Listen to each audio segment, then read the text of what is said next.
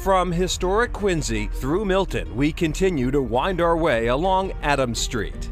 There's more to this road than presidents and stately men.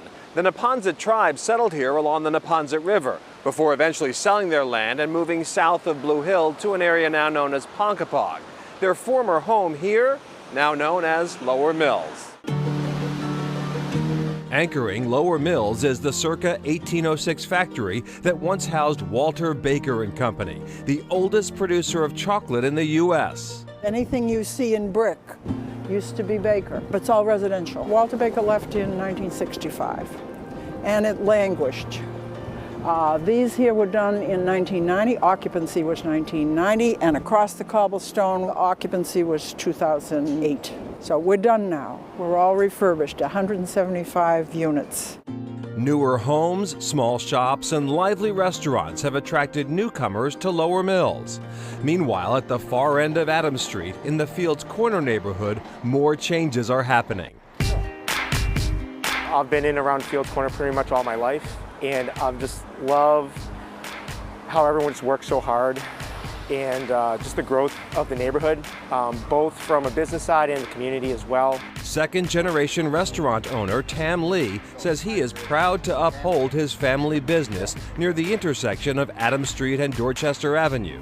My father opened up Pho Hoa back in 1992. He really just wanted to do something to serve the Vietnamese community here. Today, Lee's family is still cooking traditional Vietnamese dishes for locals.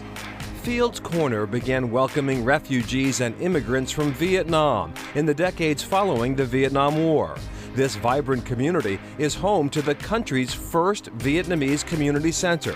Today, there's a push to create the Little Saigon Cultural District, including a short stretch of Adams Street.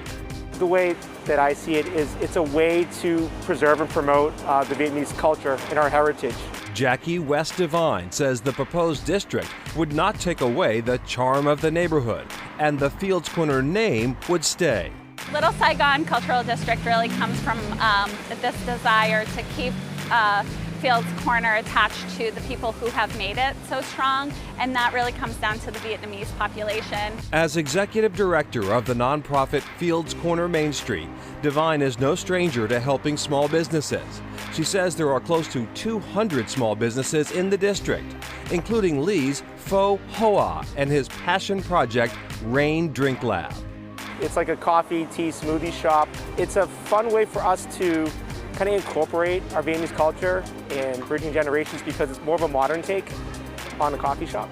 Locals line up for colorful Vietnamese teas and coffee drinks. Joel Richards is a regular.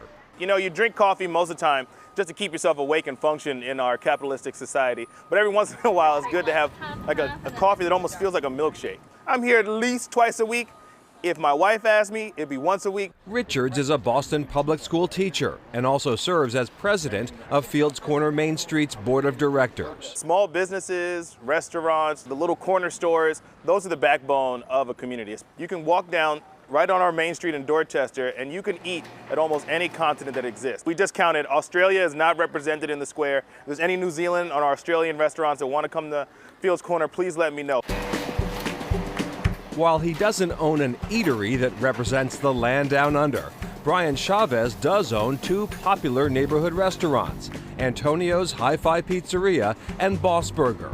Both eateries are just off Adams Street. There was an opportunity, you know, this lifelong pizza place that was in the neighborhood that was closed down.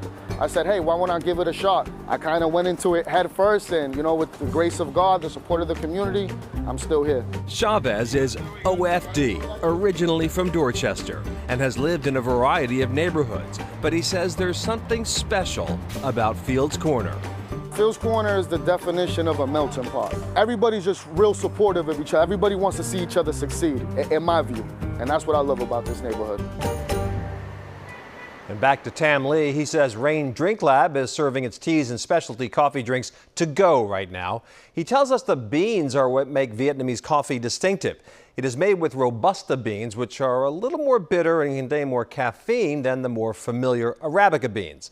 But in Vietnam, the coffee is usually prepared with sweetened condensed milk, which balances out the bitterness. There you go.